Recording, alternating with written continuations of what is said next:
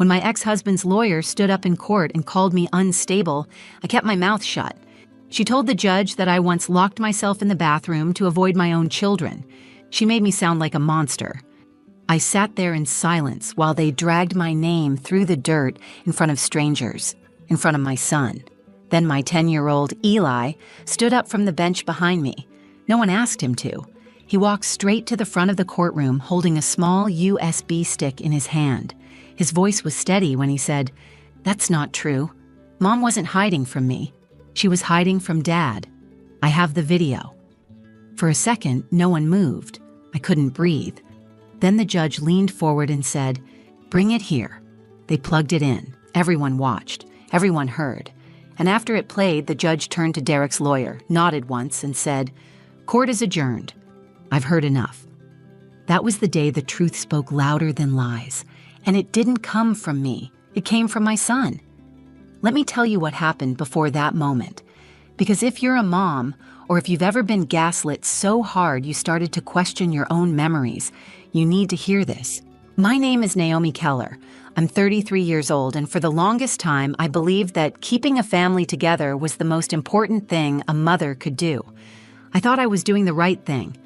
I thought staying quiet and being strong for my son was what love looked like. But I was wrong. Love doesn't mean silence. Love means protecting the people who depend on you, even when your voice shakes, even when you're terrified. When I first met Derek, I was 23, finishing nursing school, waitressing nights to cover rent.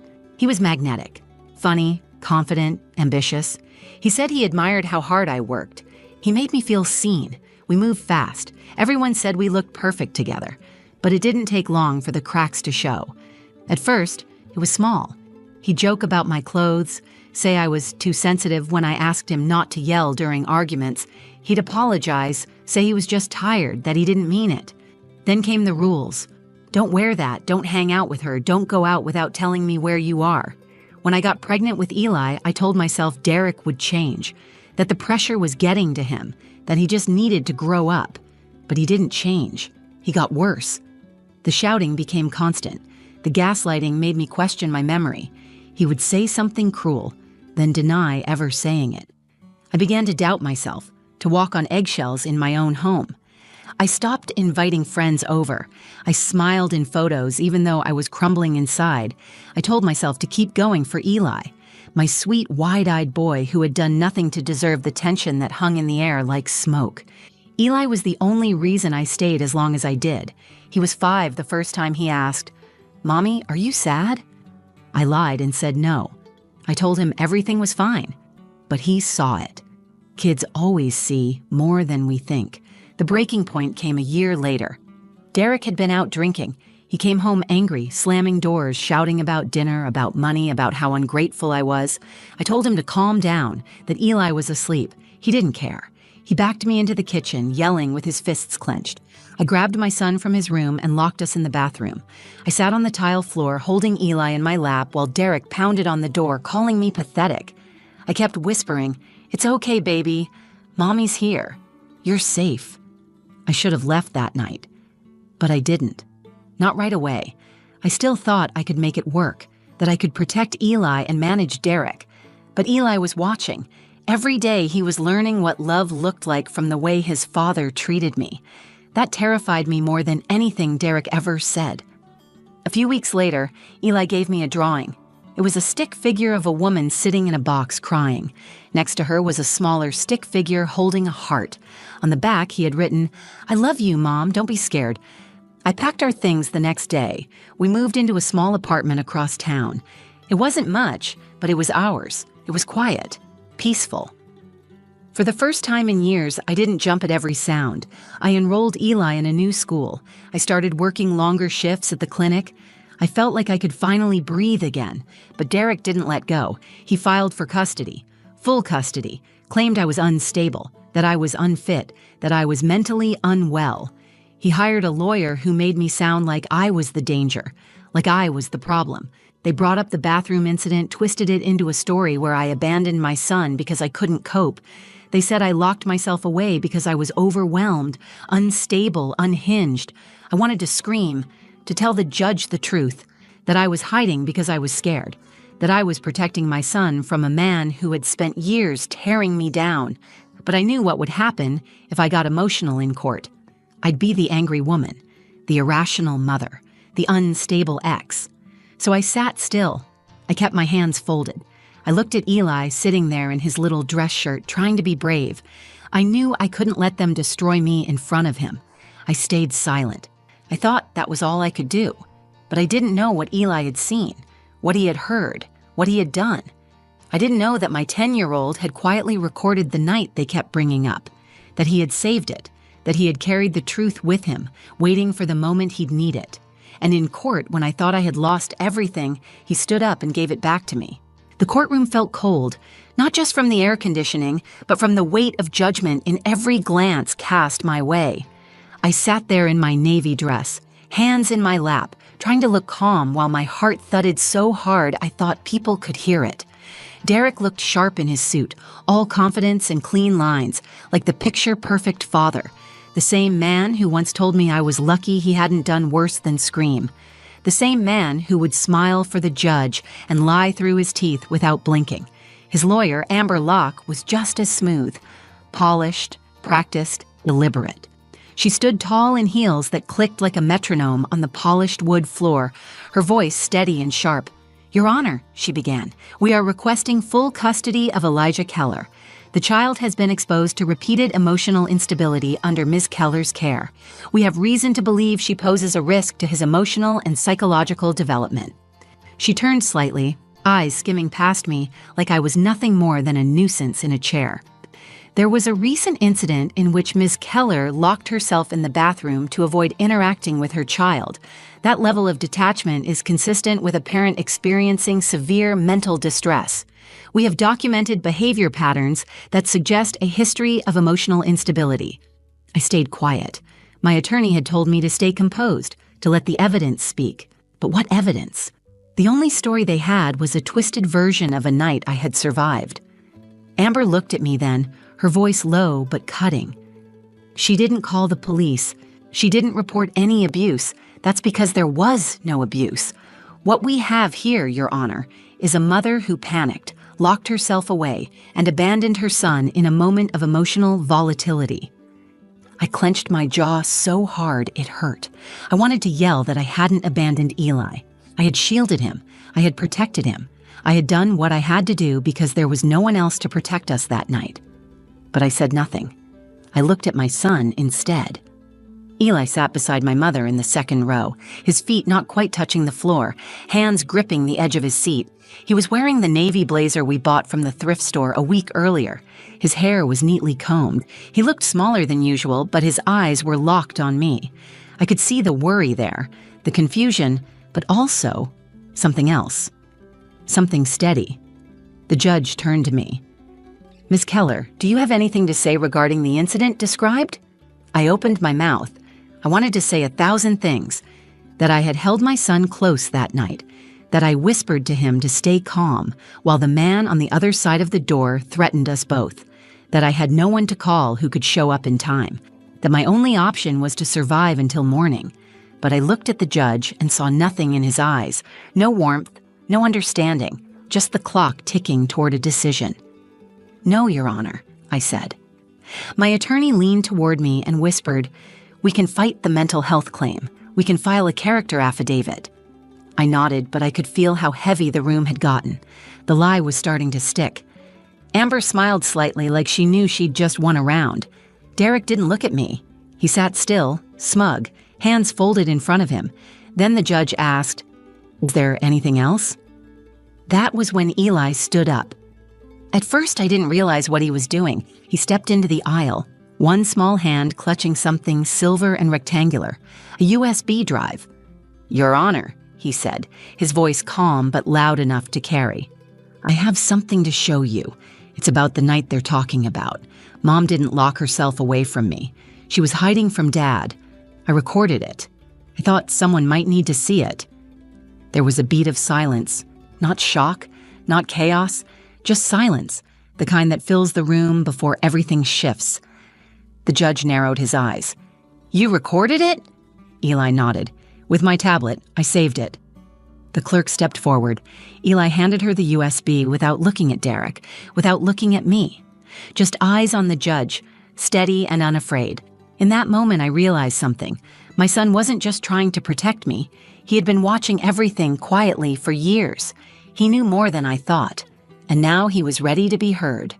The courtroom wasn't ready for what my son had just done. No one was. Not Derek, not his lawyer, not even me. I was still frozen watching Eli hand over that USB stick like it was the most normal thing in the world. Like 10-year-old boys do that sort of thing every day. He turned around after giving it to the clerk and walked back to his seat. His shoulders were squared like he had just finished something important. My mother reached for his hand, but he kept his eyes forward. The judge didn't say anything right away. He took a moment, then leaned toward the clerk. "Let's see it," he said. My stomach turned as she inserted the drive into the courtroom laptop. The monitor flickered to life, and then we saw it. The grainy image was clearly from a tablet camera. The angle was crooked, but the sound came through loud and clear. Derek's voice filled the courtroom. It was unmistakable. He was shouting, slamming something, a door or a wall. "You're pathetic, Naomi," he said. "Lock yourself in there all you want. You always play the victim." You could hear me on the other side of the door breathing heavily, and then Eli's voice small but clear. "Mommy, are you okay?" "I'm fine, baby," I said in the video. "Just go back to your room, it's okay." "You're scaring him," I yelled from behind the door. "No, you're scaring him," Derek snapped. The clip went on for almost a minute, long enough to show the truth, long enough to destroy every lie Amber had tried to spin. When the clerk stopped the video, the courtroom stayed silent. Not a single cough, not a rustle of paper. I looked at the judge. His face had changed. The measured neutrality he had worn earlier was gone. He looked directly at Derek for the first time and then slowly turned to Amber. "I've heard enough," he said. Amber opened her mouth, but the judge raised a hand before she could speak. "Mr. Keller, your behavior on this recording is deeply concerning. This court takes the welfare of children seriously, and I believe it is in Elijah's best interest to remain with his mother. Court is adjourned." He stood up and walked out, just like that. No closing arguments, no second opinions. The lies had collapsed under the weight of a 10-year-old boy's courage. I sat there, stunned. My attorney leaned over and whispered, "That was decisive. You're keeping full custody." I nodded but couldn't move. My body felt like it had been holding tension for years and suddenly didn't know what to do without it. The bailiff told us we could leave. I stood slowly, turned around, and looked at Eli. He was still sitting there calmly, as if he hadn't just dismantled an entire legal strategy with one act of quiet bravery. I walked over to him and knelt down. "Where did you get that video?" I asked softly. "I recorded it that night," he said. "I used my tablet. I just knew it might be important." I swallowed the lump in my throat and reached for his hand. "You saved us," I said. "You saved me." He looked at me with those same clear eyes he had when he stood up in court and said, "You saved me first." Outside the courtroom, I held him tight. I don't remember what anyone else said. I don't remember the looks Derek and Amber gave us. None of that mattered. What mattered was that my son had seen the truth and chosen to speak it. That moment changed everything for me. I had been holding so much guilt, so much shame for not leaving sooner, for not being stronger. But Eli never saw me as weak. He saw someone trying to protect him, and when I couldn't speak, he did it for both of us. Later that evening, when we were back home, Eli curled up beside me on the couch and fell asleep with his head on my lap. I brushed his hair away from his face and finally let the tears come. Not from fear or anger, but from relief. We had been through hell, but we had made it out together. That night, I realized something even more powerful than the truth itself. Courage doesn't always shout. Sometimes it sits quietly beside you, holding your hand, waiting for the moment it's needed most. The video replayed in my head all night, even after we got home. I couldn't stop hearing Derek's voice echoing through the courtroom speakers, raw and ugly. I couldn't forget the sound of Eli's voice either, clear and calm, offering proof when no one had asked him to. My son had done what grown adults in that courtroom didn't expect. He told the truth when it mattered most. After the judge adjourned, people stood frozen, unsure what to do next. The clerk started gathering papers. The bailiff called out that court was over. Derek looked stunned. His mouth opened like he might object, but no words came out. Amber Locke pressed her lips together and turned to pack her things. I didn't gloat. I didn't speak to them. I took Eli's hand, thanked my attorney, and walked out with my head up. For the first time in a long time, I didn't feel afraid of Derek. His power over me had shattered in a moment that neither of us saw coming. It wasn't my words that had ended it. It was Eli's. The sun outside was warm on our faces. I crouched beside Eli near the courthouse steps. "You were brave in there," I said. "You didn't have to do that, but you did. Why?" He shrugged, then looked at me with complete seriousness. "Because they were lying and I didn't want the judge to believe it. You were scared that night. I remember. You were protecting me. I knew they'd twist it." I wrapped my arms around him, holding him tight. "You're the bravest person I know." Later that week, I got the official paperwork, full legal and physical custody. Derek would have supervised visitation, and only after completing anger management classes. I sat on my bed and stared at those pages for a long time. Not because I didn't believe it, but because I finally felt like I could breathe. The war was over. But it wasn't just a legal victory. The moment Eli stood up in court changed more than the outcome of the case. It changed the way I saw myself. For so long, I carried shame for staying as long as I did. I had convinced myself that leaving later made me weak, that enduring his abuse silently meant I had failed my son. But Eli didn't see failure. He saw strength. And when I couldn't find my voice, he gave me his. I think that's what moved the judge more than the video itself. It wasn't just the footage that exposed Derek's violence. It was the fact that a child stood up without fear to speak the truth in a room full of adults trying to bury it. I remember how still the judge became when Eli spoke, how quickly the courtroom shifted. Before that moment, I was losing. Not because I was wrong, but because I was quiet. The world often mistakes a calm woman for a guilty one. They assume if you're not shouting back, you must have something to hide. What Eli gave me that day wasn't just evidence. He gave me a voice that the system couldn't ignore. We talked more after that day. We talked about everything, what we had both been through, what it meant to feel safe, how to ask for help, how to say when something didn't feel right. I started seeing a therapist again. I enrolled Eli in counseling too. I wanted us both to learn how to live without fear in our bones. Healing doesn't happen in silence. It happens in truth, in connection, in naming the things that once tried to break you. A few nights after the court hearing, Eli asked if we could make pancakes for dinner. I smiled and said yes. He helped me crack the eggs and stir the batter. In the middle of pouring the mix into the pan, he looked up and asked, "Are we really safe now?" I paused for just a second and said, "Yes, we are." I meant it. That moment in court, the one that stunned everyone into silence, wasn't just the climax of a legal case. It was the moment my son stepped out of the shadows and became part of the story. It was the moment he showed me that I hadn't failed him, that he had been watching, learning, growing stronger even when I felt like I was barely holding it together. And it was the moment I realized that the strength I had tried to hide all those years didn't go unnoticed. My son had carried it with him all along. We didn't celebrate the court win with balloons or cake. There was no party, no social media post, no victory speech. It was quieter than that. The victory came in the way Eli slept through the night without waking up from nightmares. It came in the way I could finally leave a light off without fearing what waited in the dark. Peace doesn't announce itself. It just slowly starts to settle in.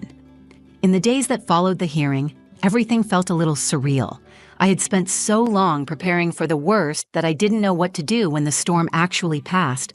I had imagined every outcome, except the one where my 10-year-old son stood up in court and turned everything around. People talk about resilience like it's a trait you're born with. I used to think that too, but now I know it's something that's built, piece by piece, choice by choice, moment by moment. Eli built his, I built mine, and we built it together, even when we were surrounded by silence and fear. One afternoon, a week after the ruling, I picked Eli up from school. He ran up to the car with a drawing in his hand. It was simple, Just a house, a stick figure, mom and son, and the sun in the sky. He had written 3 words across the bottom in big block letters. "We are safe." I kept that paper. I folded it neatly and put it in the top drawer of my nightstand, not because I needed proof, but because I needed the reminder. Not every battle ends in a courtroom. Some continue in the quiet healing of ordinary days. Some show up in therapy sessions, school drop-offs, and Sunday mornings with pancakes. Derek didn't reach out after the hearing, not to apologize, not to argue, not for anything. I expected him to try, but he didn't. The conditions of his visitation were strict, and I had legal protection now. The difference this time was that I wasn't afraid anymore. I had learned what it meant to take up space, to speak clearly, to trust myself even when others tried to bury my truth. I started writing again, just little things, journals, letters to myself, notes I kept in the margins of books. Writing helped me process what I had endured, but more importantly, it helped me remember who I was before the silence set in. I wasn't just a survivor, I was a mother. I was a protector. I was someone who chose peace when it would have been easier to break apart. Eli began to thrive. His teachers noticed it first. He raised his hand more, smiled more, asked more questions. He made friends. He invited one of them over for a sleepover, and when I heard him laughing from the living room, I sat in the hallway and cried. Not because I was sad, but because I finally saw what freedom sounded like. We talk about breaking cycles, but rarely do we see the moment it actually happens. For us, it wasn't dramatic. It wasn't loud. It was the quiet moment in court when a boy stood up, told the truth, and gave his mother the strength she had forgotten she had. Looking back, I used to carry shame for not leaving sooner, for not shouting louder, for being afraid. I don't anymore. I did what I could with what I knew. I protected my child the best way I knew how, and when the moment came, he protected me right back. I tell this story now not because it ended perfectly, but because it ended honestly. I want other women to know they are not alone. I want mothers in courtrooms, mothers in silence, mothers in fear to hear what I'm about to say. You are not unstable for breaking under pressure. You are not unfit because you locked a door to stay safe. You are not weak for keeping quiet when the world didn't feel safe to speak. Your strength isn't measured by how loud you fight, but by how hard you love and how far you'll go to protect your child. And sometimes, when you least expect it, that child will stand beside you and show the world what strength really looks like. This is our story, and we are still writing the next chapter, together, safely, in peace. If this story meant something to you, if you've ever been through something similar or know someone who has, I hope you'll share it. Someone out there might need to hear that they're not alone, that their story matters, and that the truth has power. Please like the video if it resonated with you, and drop a comment below. I read every single one, and your words matter more than you know.